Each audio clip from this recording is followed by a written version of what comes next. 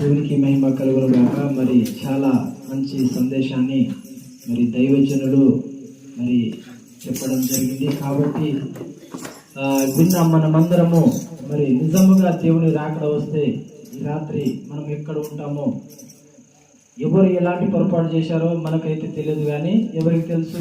చేసిన వ్యక్తికి తెలుసు, దేవునికి మాత్రం తెలుసు. అందుకోసమే 139వ కీర్తన కూడా, నడకయు పడకయు నీ ఆలోచన పుట్టక మునిపే అది ఎవరికి తెలుసు?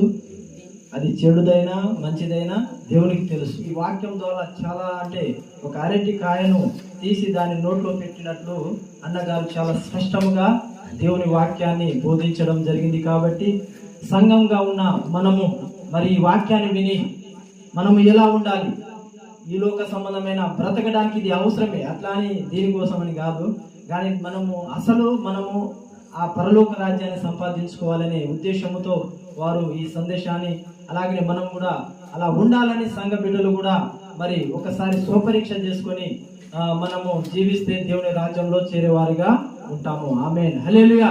కాబట్టి వారి టీంని అన్నగారికి మరొకసారి మా సంఘం తరపున, మా పక్షమున, ఈ పరిచర్య తరపున మీ అందరికీ నా యొక్క వందనాలు.